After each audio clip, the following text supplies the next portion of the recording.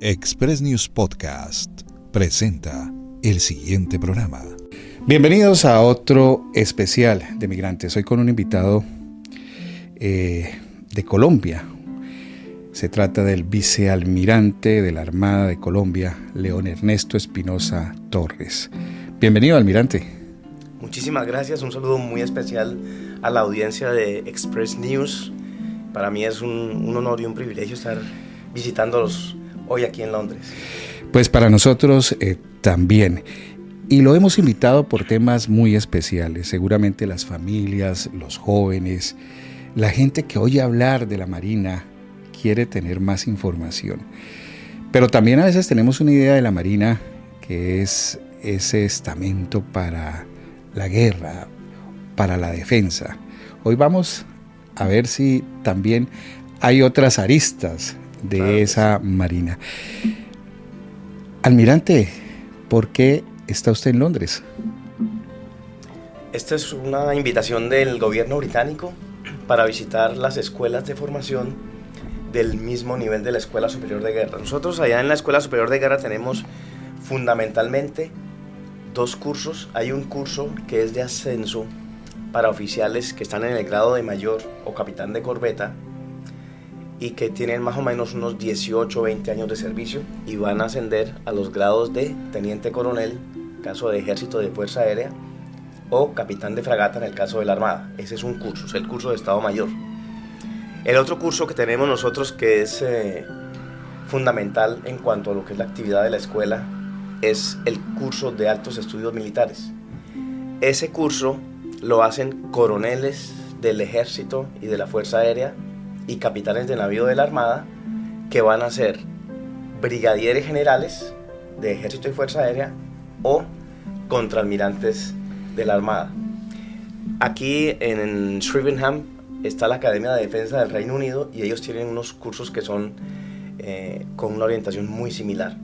Entonces la intención fundamentalmente era visitarlos, hacer un intercambio de ideas de lo que estamos revisando, de lo que enseñamos, también de nuestra visión de lo que está pasando en este momento en el mundo, por ejemplo el tema de Oriente Medio, el tema de Ucrania, lo que ocurre en el mar de China Meridional, con el objeto, digamos, de intercambiar ideas y de pronto de tener unas visiones que nos permitan, cuando regresemos, hacer una revisión de pronto de los programas para complementarlos, para modernizarlos, etc. Suena muy importante este tema. ¿Y cómo le fue en ese intercambio de ideas en términos de estamos muy cerca, estamos muy lejos, hay que trabajar más fuerte o seguramente hay que reforzar algunas áreas? Lo digo porque usted pudo conocer de primera mano qué avances tienen este tipo de armadas de países que pues todo el mundo, para todo el mundo es conocido, tienen un gran trabajo. ¿Qué avances encontró? Yo pienso que hoy en día, con este tema de la comunicación tan fluida que existe, lo que yo veo es que yo no percibo, por ejemplo, estos cursos o Shrivenham en general como si fuera una escuela que pudiera eventualmente estar en un nivel superior al nuestro. Yo creería que estamos más o menos en un nivel similar. Hay cosas que pienso que nosotros inclusive podríamos estar haciendo mejor. ¿Cómo qué cosas, almirante?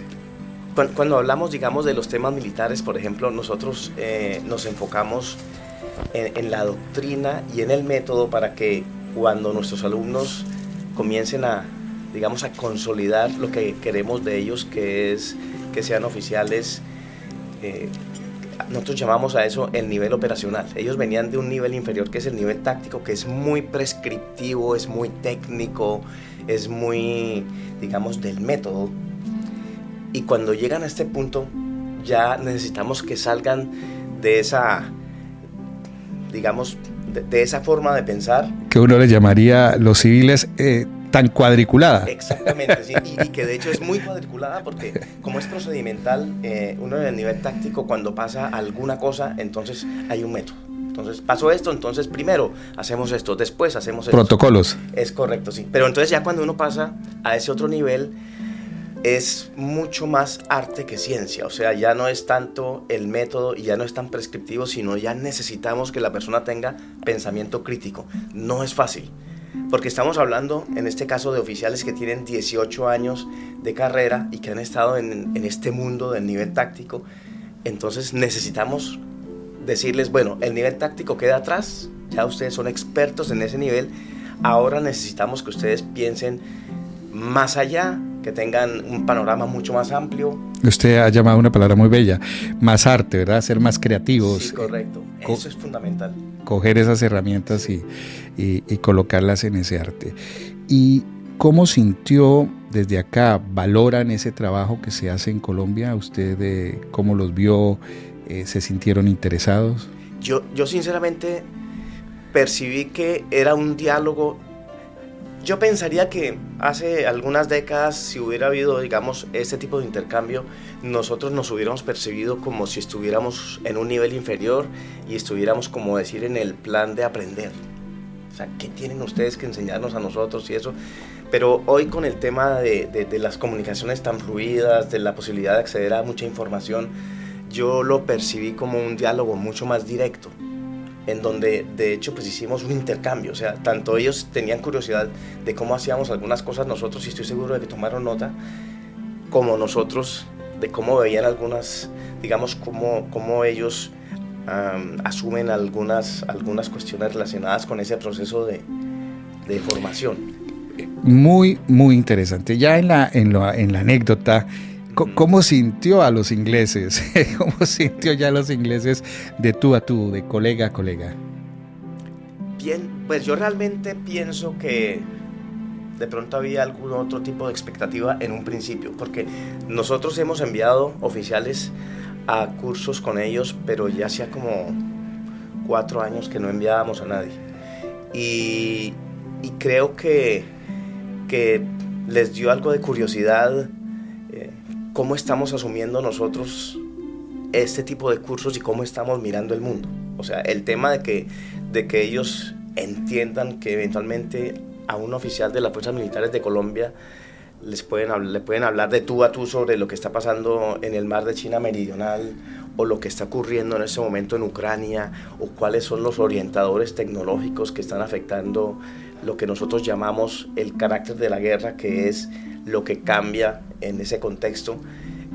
Pienso que les permitió a ellos de pronto tener una visión un poco más clara de lo que nosotros hacemos, y cuando hablamos normalmente nosotros entre estas instituciones también hacemos referencia a otras. Voy a poner un ejemplo.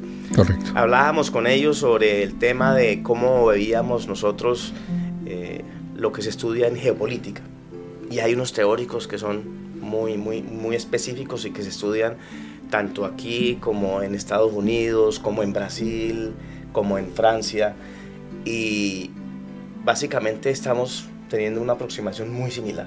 Y si nosotros pensamos en que de pronto un oficial de las Fuerzas Militares de Gran Bretaña habla con un oficial nuestro en el mismo grado, yo creo que van a tener muchas cosas en común. No van a percibir de pronto que están en un nivel de formación superior ni nada de eso. Qué interesante, porque hay una conexión.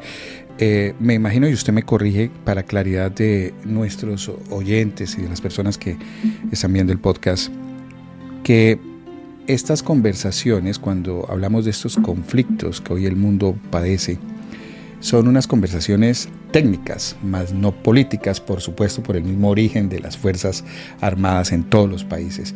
Y una conversación técnica sobre geopolítica o sobre todos esos términos sí que le hace falta a la humanidad, diría yo. ¿Usted qué piensa? Bueno, ahí yo quiero hacer claridad sobre eso. Por ejemplo, yo soy el director de la Escuela Superior de Guerra. La guerra es una actividad intrínsecamente política. De hecho, Clausewitz, que es tal vez el teórico de la guerra más importante de la historia, decía que la guerra es la continuación de la política por otros medios. Mao Zedong decía algo similar, pero en otro sentido. Él decía era que la política es la continuación de la guerra por otros medios. Y entonces, por supuesto, que si nosotros lo que hacemos es estudiar la guerra, por supuesto que tenemos que estudiar a fondo la política, pero es importante hacer claridad sobre lo siguiente. La política no implica necesariamente que sea política partidista. La política partidista es otra cosa. Nosotros, por ejemplo, en el caso de Colombia, como militares, no somos deliberantes y por lo tanto no nos metemos en ese tipo de... Esa es la palabra, temática. deliberantes y política partidista. Es correcto. Pero lo otro sí, o sea, si vamos a estudiar, por ejemplo, una situación en donde hay un componente geopolítico fundamental, como es lo que está ocurriendo, por ejemplo, en el Pacífico, en donde China tiene una postura en relación con el mar de China Meridional porque considera que es un mar histórico que le corresponde, pero hay 11 países que tienen aguas jurisdiccionales en ese mar y entonces se está dando en ese momento esa discusión que genera problemas y que plantea escenarios de posibles conflictos.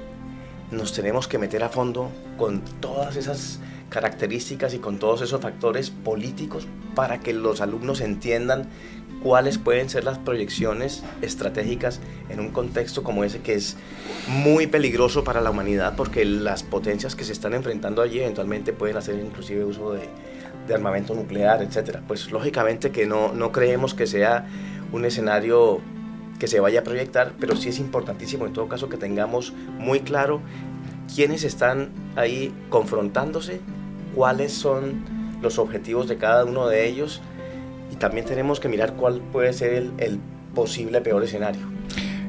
Perfecto, entonces, y ya el mismo nombre lo dice, ¿verdad? Geopolítica. Sí. Hablamos de esa política como un eje transversal, hablamos como un concepto que pues es inherente obviamente al trabajo que ustedes hacen, pero no se habla y no hablamos y no referimos a esa política partidista, ni mucho menos que es la política que en este caso no se necesitaría. Qué bueno hablar de estos temas, almirante. Y usted estos temas precisamente los condensa desde su trabajo, porque usted está en una escuela de formación, usted está en una escuela de educación.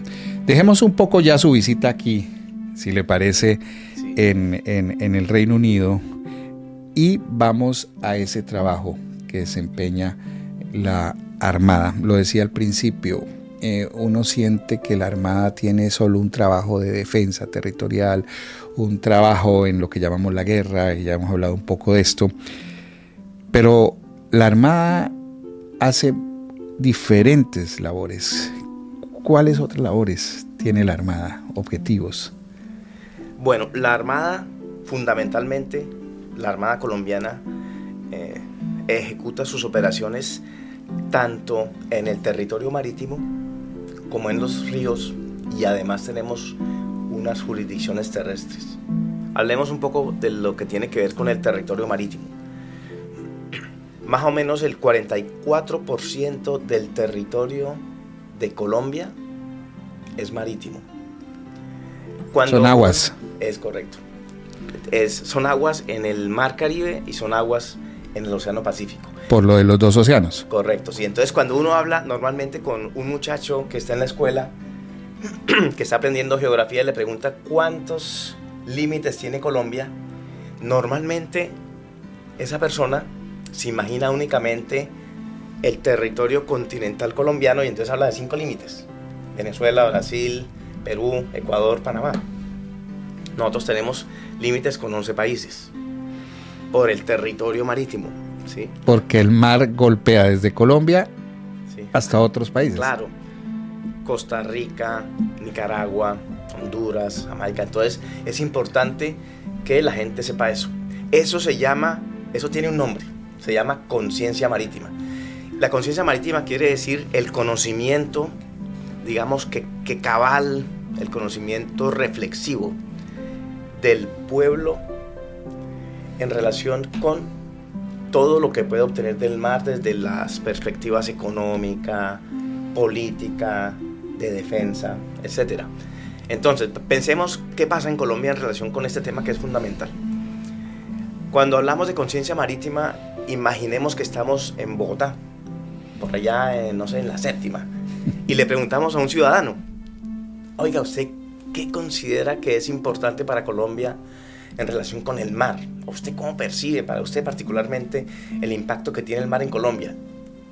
Normalmente el 90% de las personas, apenas uno hace referencia al mar, inmediatamente piensan en turismo. Claro, Cartagena, la playa, y dirás, sí, no, el mar es fundamental. ¿Por qué? Porque ahora a final de año voy a ir a Santa Marta. Pero ellos no saben lo siguiente. La situación geográfica de Colombia, ¿sí?, que es fundamentalmente continental, tiene la particularidad de que cuando miramos, por ejemplo, a Venezuela, realmente, digamos, lo que tiene que ver con el comercio no es tan fluido por las situaciones que nosotros conocemos en términos políticos y eso. Cuando vemos la frontera terrestre con Brasil, básicamente pues es la selva amazónica, así que tampoco tenemos, digamos, un flujo comercial con Brasil por esa vía. Pasa lo mismo con Perú, con Ecuador tenemos apenas un puente, y con Panamá tenemos el tapón del Darién. Eso hace que Colombia tenga una condición geográfica desde esa perspectiva que es como si fuera insular. Entonces veamos, por ejemplo, este dato que es súper interesante. Gran Bretaña es un país insular, ¿cierto? Total, depende sí. más o menos en un 90% el comercio de Gran Bretaña, 90% depende del agua. Exacto, de lo que llamamos nosotros las comunicaciones marítimas, que son los buques mercantes con su carga, 90%. Un país como Japón, que también es netamente insular, depende como en un 92% o algo así. Colombia, que es un país que no es insular, sino que es netamente continental, depende de las líneas de comunicación marítima en términos de lo que es su comercio en 96%. Más que Gran Bretaña. Que Gran Bretaña. Y más que Japón. Ahora, entonces, ¿eso cómo se ve traducido en cosas prácticas de la vida diaria? En Medellín, en la casa de una persona promedio, hay 2 televisores o un televisor. Esos televisores, ¿de dónde son? Vamos a decir que el televisor es LG, por ejemplo, ¿sí? El televisor LG, pues lo fabrican en Corea, ¿sí? ¿Cómo hacemos para que ese televisor LG fabricado en Corea llegue a la casa de esta persona, de este trabajador en Medellín? ¿Sí?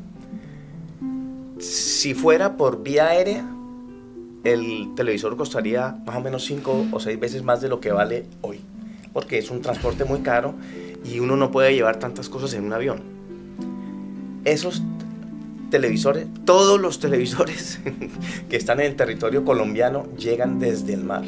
Han pasado, y yo insisto con el tema del agua, Sí. Han pasado por el mar, por el agua salada, por todo esto. Y además que exclusivamente llegan desde el mar. Todos los vehículos que uno ve rodando en las carreteras colombianas, sea que los ensamblen en Colombia o sea que los importen de donde sea, vienen desde el mar.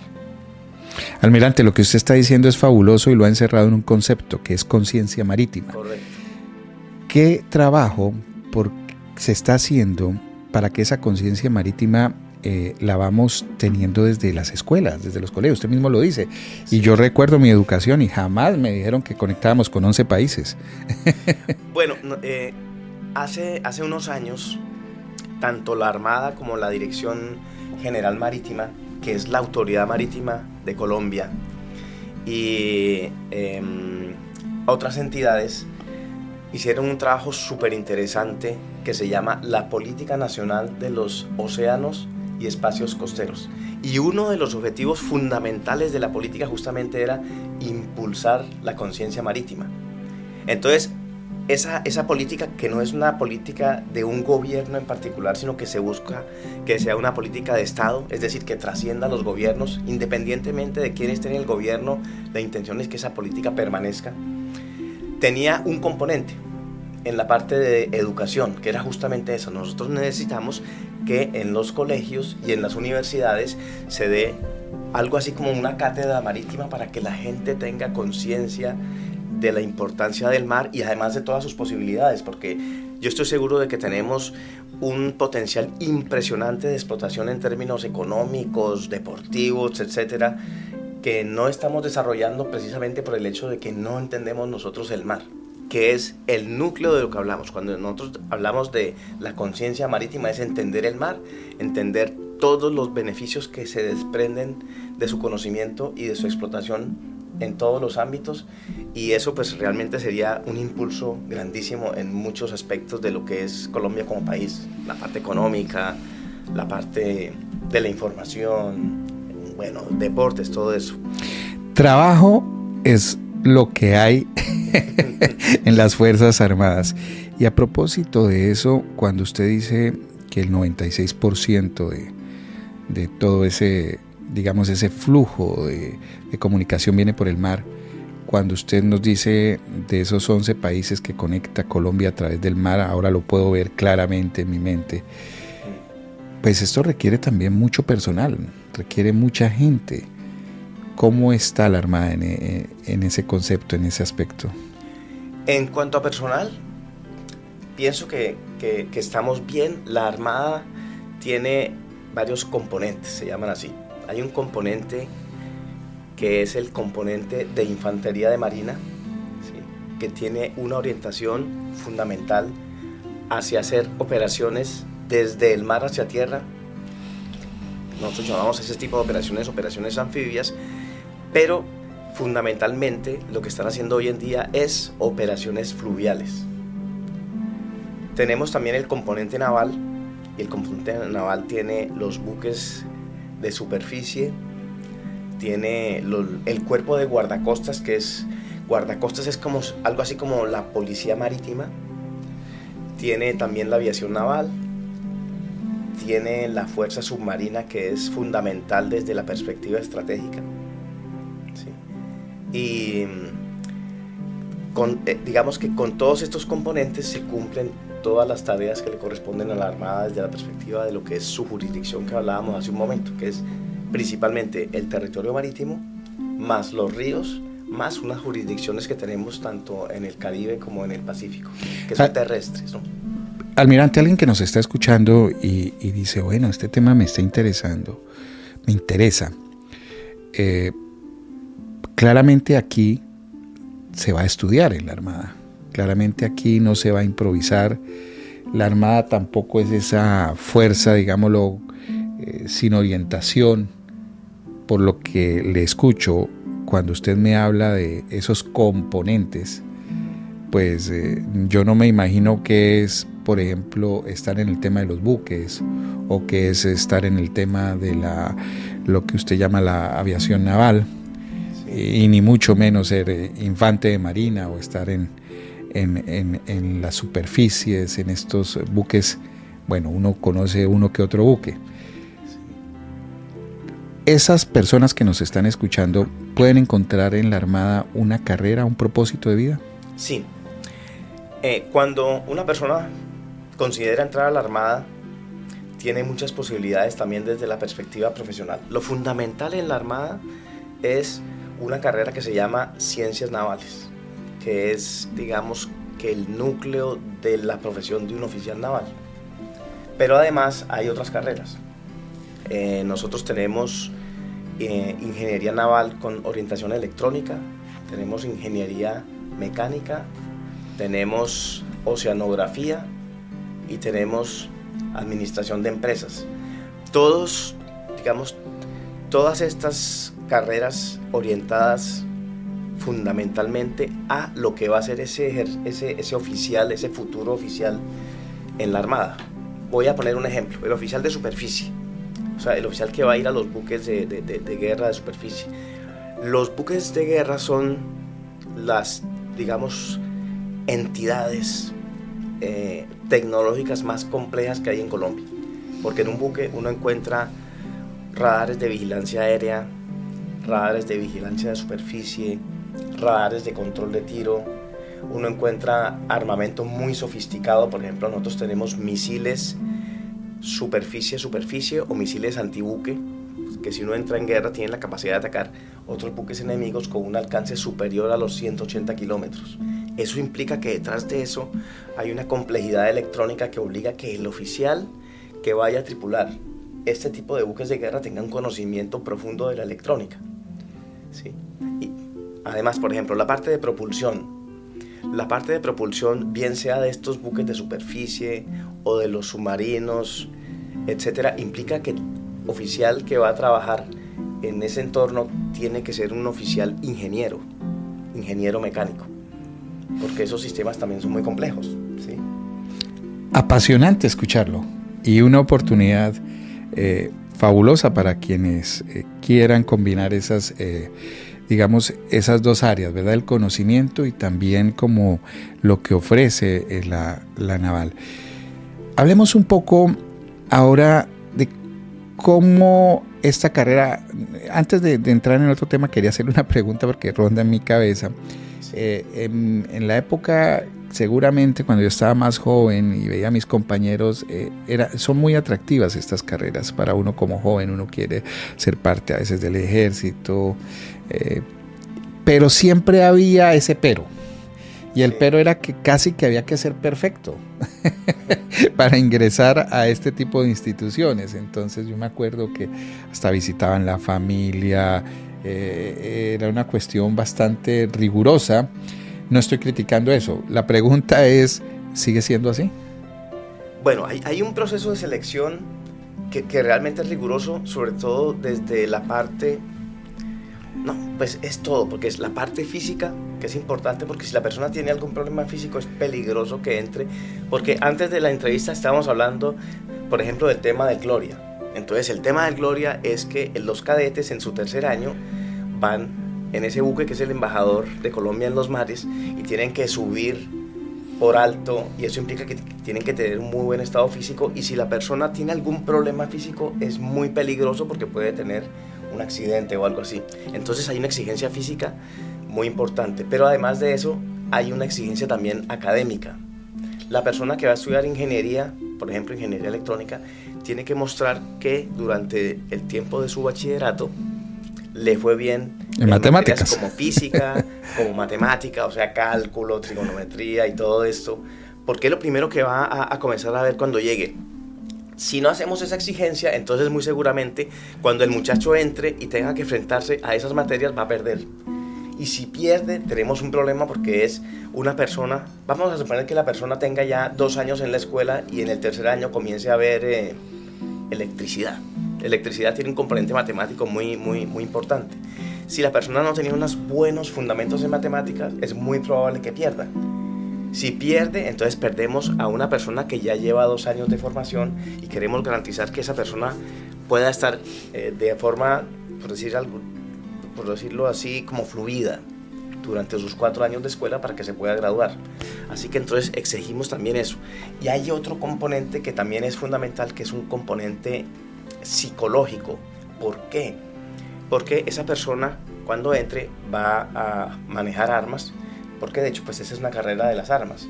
Si de pronto por alguna razón existe algún tipo de desequilibrio psicológico, hay algún tipo de enfermedad de esa naturaleza, hay un peligro de que esa persona tenga acceso a armamento, ¿sí? Entonces tenemos que asegurarnos de que haya una selección muy rigurosa desde esos aspectos. Pero yo pensaría que una persona, digamos que en términos normales, no tiene ese tipo de problemas y va a pasar. Y además es entendible, ¿verdad? También ese tipo de selección. Hay también, me imagino, unas recompensas, y una de las cosas que a mí me parece fabulosa, sobre todo en estas épocas, es como en esa carrera que puede ser bastante intensa, la Marina, pero también hay un agradecimiento, porque a temprana edad uno ya puede disfrutar, como dice, uso de buen retiro, y ahí sí que es entendible esa frase. ¿Es así, almirante? Digamos que sí. Esto es en términos generales para todas las fuerzas militares y la policía. Después de 25 años de servicio, la persona puede pasar a hacer uso de buen retiro, pero porque hay unas características particulares de la carrera militar. Una de ellas es que uno tiene una disponibilidad de 24 horas. Voy a poner un ejemplo. Una patrulla del ejército desplegada en el Cauca hoy en día. Esa patrulla está 24 horas patrullando. O sea, uno no puede decir, bueno, listo, yo estoy a las 6 de la tarde en Cali, entonces a las 7 de la mañana me voy para el Cauca, allá me despliego, y ya cuando son cerca de las 5, entonces ya voy a ver cómo hago para devolverme a mi casa. Eso no existe. En un buque, por ejemplo, si salimos a navegar, por ejemplo, en una fragata hacia aguas jurisdiccionales cerca de San Andrés o de Quitasueño, no sé, etcétera, pasa exactamente lo mismo. O sea, el buque está desplegado y son 24 horas, ¿sí? 7 días a la semana en desarrollo de operaciones.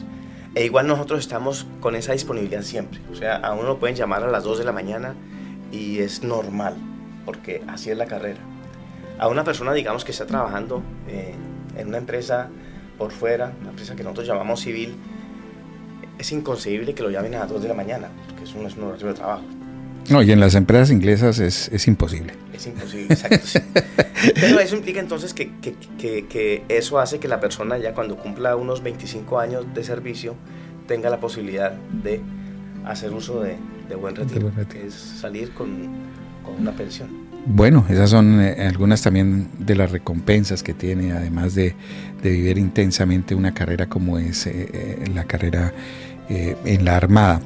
Le decía que íbamos a entrar a esta parte que es la final, y es contar también cómo usted llega a esta institución, porque hay que decirle a la gente que además es de vicealmirante de la Armada de Colombia, es director de la Escuela Superior de Guerra, como lo decíamos, general Rafael Reyes Prieto, es jefe de la Jefatura Integral de Educación Naval, jefe de la Jefatura de Estado Mayor de Personal de la Armada, ha sido director de la Escuela Naval de Suboficiales ARC Barranquilla, y hasta una trayectoria muy destacada, sobre todo en lo que estamos hablando de la formación, de la educación. ¿Recuerda cuando no estaba en la Armada? ¿Qué año sería eso? ¿O qué edad tenía usted y por qué le dio por la Armada? ¿De dónde es? Primero en Colombia, ¿de qué es el sector? Yo soy de Bogotá.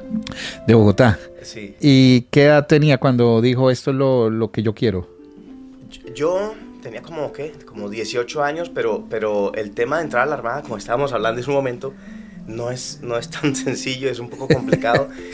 Yo me presenté como 3 veces y logré finalmente que me aceptaran cuando ya tenía 20 años, ya iba a cumplir 21 años. ¿E insistía 3 veces? Sí. Sí, porque a mí siempre me gustaron los temas de la Armada, los temas de los buques de guerra, todo eso siempre me apasionó mucho. Y en ese insistir, ¿qué cree usted que era lo que no lo dejaba llegar? No, los exámenes a veces eran complicados. En esa época, cuando nosotros hacíamos todo el proceso de ingreso, estaban los exámenes físicos y además había exámenes, digamos que teóricos. Entonces el examen era de física, de cálculo, de trigonometría, no sé qué cosas así. Y entonces uno lo hacía, yo terminaba, me sentía bien, pero entonces después le decían a uno no, infortunadamente no pasó. Así que, como sale en la tapita de la gaseosa, inténtelo nuevamente. Lo intentó, pero vemos cómo su carrera pues ha tenido una serie de reconocimientos y méritos que seguramente yo aquí no alcanzaría a nombrar. Eso se logra obviamente con la disciplina, con la ética, con la responsabilidad. ¿Usted qué resalta de ese camino? Yo debo resaltar lo siguiente. Lo que es el paso por una escuela de formación militar, por ejemplo, el caso de la escuela naval, hace que a uno de alguna manera lo moldeen como un militar, y esto implica que primero hay un componente fundamental que es de disciplina. Apenas uno llega, comienza a trabajar sobre ese componente, sobre la disciplina, y eso hace que uno adquiera lo que nosotros llamamos autodisciplina. Es decir, ¿no? Cuando llega le enseñan que tiene que tender la cama, que tiene que vestirse impecablemente, que tiene que estudiar para los exámenes y no puede sacar las notas que, digamos, que normalmente, por ejemplo, en la vida civil uno puede pasar una materia con 6, aquí se pasa es con 7.5, etcétera, y eso a uno lo va moldeando. Después de ese primer año, en donde tiene uno a sus superiores encima de uno todo el tiempo, revisándole al milímetro uno cómo se viste, uno cómo habla, etcétera, ya en el segundo año no pasa eso. Ya uno siente que está más solo. pero uno automáticamente hace todo eso porque ya a uno le ha quedado el tema de la disciplina completamente incorporado en el ADN. Entonces, ¿qué es lo que pasa? Todas esas cosas que a uno le verificaban esos superiores en el primer año, uno ya las hace sin que tenga que existir eso. Y eso es para el resto de la vida, ¿sí? Y así como ocurre con eso, ocurre también con varios temas, como por ejemplo el tema de la integridad, ¿sí? La integridad tiene que ver con el hecho de que uno siempre debe comportarse en forma correcta, independientemente de que lo estén mirando a uno o no, ¿sí? Y eso también queda completamente incorporado. Eso, digamos que me parece que es tal vez el núcleo de la formación en una escuela militar. Pues escucharlo a usted reconforta, saber que nuestras fuerzas y las fuerzas militares hacen un trabajo que a veces no observamos, a veces no valoramos, pero que hoy pues necesitamos mucho como sociedad. Ustedes también son llamados los embajadores a veces del mar, y como embajadores del mar quiero preguntarle cómo ve a los migrantes, cómo ve a esos colombianos por donde conecta el mar, por donde conectan sus buques, por donde conecta la marina. ¿Cómo ve ese esfuerzo de ellos también por ser embajadores de sus países? El tema de los migrantes efectivamente tiene, digamos que conlleva una responsabilidad, porque es una persona que llega a otro sitio, pero de alguna manera está representando el sitio de donde es originario. Entonces, la imagen que proyecta esa persona es la imagen que finalmente se van a formar los habitantes del sitio donde llega ese migrante sobre el sitio de origen del migrante. Y eso es una responsabilidad, porque es algo así, y nosotros lo decimos también en las fuerzas militares cuando llegan los cadetes como alumnos, les decimos lo siguiente. El cadete se llama Jorge Pérez. Cuando se pone el uniforme, el cadete Jorge Pérez está representándose primero a sí mismo, ¿sí? Pero esa representación no se limita al individuo, él también está representando a su familia. Pérez, el apellido Pérez. Entonces, si pasa alguna cosa, si el cadete Pérez hace alguna cuestión mal hecha, entonces dirán, oiga, esa familia Pérez parece que tiene algún problema porque este muchacho no lo formaron bien. Pero además de eso, tiene un uniforme. Entonces, por ejemplo, tiene un uniforme de cadete de la Escuela Naval. Entonces, si se comporta mal o hace algo mal, o si lo hace muy bien, ¿sí?, van a decir, oiga, los cadetes de la Escuela Naval, porque lo están viendo a él, se comportan muy bien. Y así sucesivamente, las fuerzas militares, etc. Entonces, cuando uno está, digamos, como migrante en otro país, el comportamiento también lo están observando, y es posible que si el migrante se llame Jorge Pérez y hace alguna cosa muy bien hecha, se comporta muy bien, es una persona culta, etcétera, no sé, la percepción no va a ser, ese señor Pérez es una persona muy culta, es un caballero, sino van a decir, oiga, los colombianos son unos caballeros. Vea, por ejemplo, conocimos a un señor Pérez y ese señor es un ejemplo. Entonces hay una responsabilidad intrínseca ahí.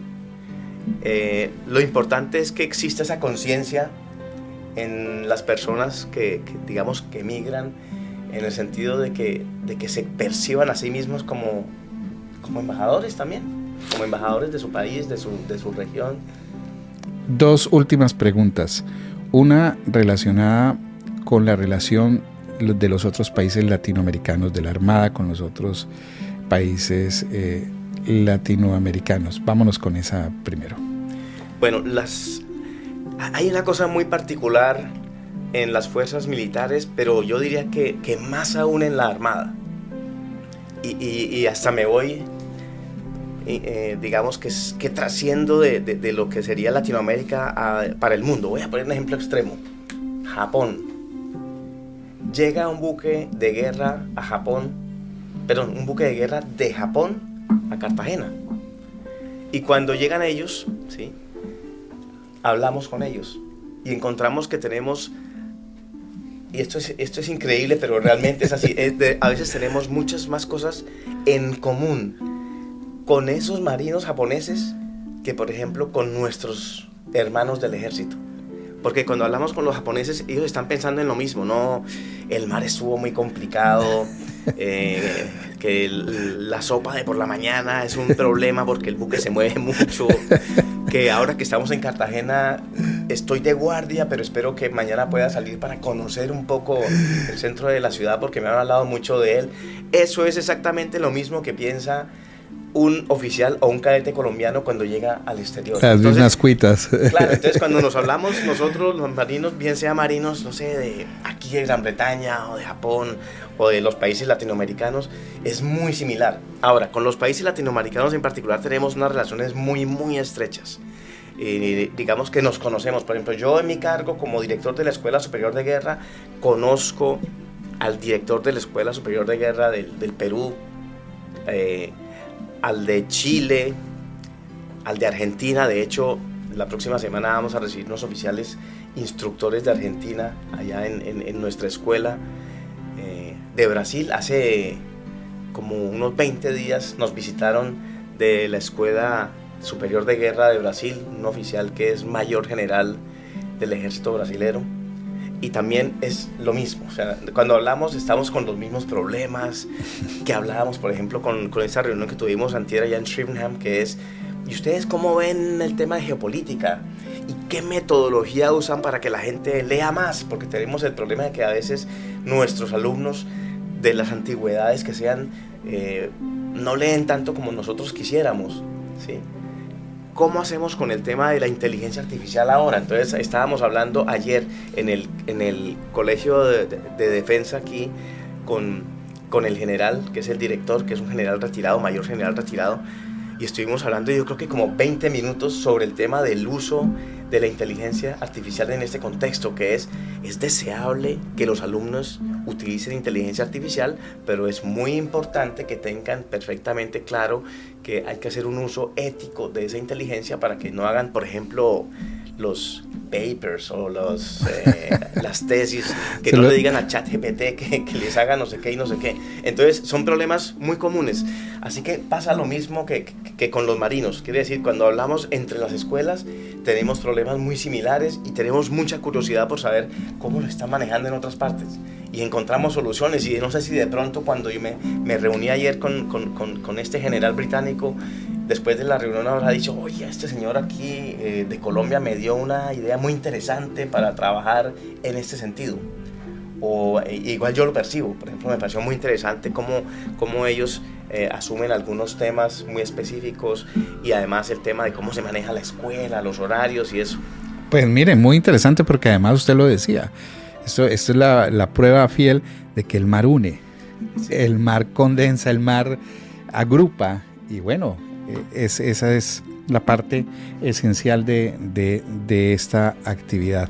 Y me despido con esta pregunta, con esta relación. En todo esto, la familia, cuando uno ve el tema militar, uno siente como una división muy clara entre ese ejercicio y la familia. ¿Cómo trabaja la Armada ese aspecto? Bueno, el tema de la familia es fundamental. Yo diría que es el centro de gravedad de cada uno de los individuos. La forma en que a una persona le va en su vida militar depende, yo diría que más de un 60% del apoyo de la familia. Sin ese apoyo es muy complicado que uno tenga éxito en la vida militar.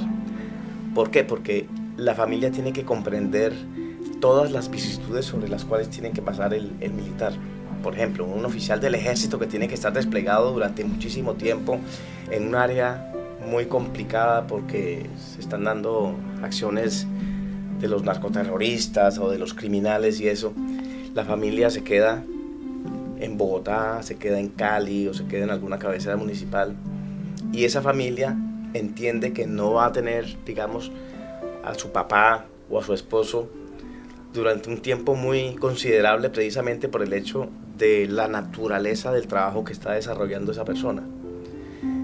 En una condición normal, por fuera de la vida militar, esa circunstancia podría llevar a que se acabara el matrimonio o que se desintegrara la familia. O sea que eso implica que la familia tiene que tener un entendimiento claro de todas las características y particularidades de la vida militar. Y eso hace que sean personas muy especiales. Por ejemplo, las esposas de los oficiales de las fuerzas militares tienen unos desafíos muy complicados en relación con lo que es la formación de los hijos, con lo que tiene que ver con sostener el hogar y con hacerle entender a esa persona que está por allá desplegada, que está navegando o que está en un área de operaciones o algo así, que sienta que existe esa conexión y que tiene la parte más importante de su vida asegurada, porque la persona que está allá respondiendo por todas las cosas de la familia está perfectamente clara sobre su responsabilidad y además sobre el hecho de que tiene que apoyar y generar seguridad a su esposo o esposa, porque también pasa lo mismo con las mujeres, ¿no?, que están en las áreas de operaciones. Así que yo diría que en resumidas cuentas, el centro de gravedad de un militar profesional indudablemente es la familia. Pues, Almirante León Ernesto Espinosa Torres, la Armada, por supuesto, también la participación tan importante en los últimos años de las mujeres en la Armada, lo vimos en el buque cuando vino aquí a Inglaterra. Y con usted podríamos quedarnos horas y horas hablando. Le agradecemos, Almirante, esta primera charla, digámoslo así, por compartir con nosotros tanto interés y tanta emoción, y porque nos llevamos una idea muy grande del trabajo que ustedes hacen. Obviamente es un trabajo de mucho esfuerzo, de mucha disciplina, y lo podemos notar en todo, como dicen ustedes, el personal que conocemos de la Armada. Muchas gracias, Almirante. Bueno, muchísimas gracias a ustedes, a Express News, por esta oportunidad única que me han dado para hablar con toda su audiencia, que entiendo que es muy grande aquí en Europa. A todos ellos un saludo muy especial desde las Fuerzas Militares de Colombia en general, desde la Armada en particular, y espero que podamos tener en una próxima oportunidad tiempo para hablar de otros temas también súper interesantes sobre todas estas cosas que hacen las Fuerzas Militares de Colombia, tanto allá mismo en Colombia como por fuera en representación del país. Por supuesto, Almirante, muchas gracias. Gracias. Express News Podcast presentó el anterior programa.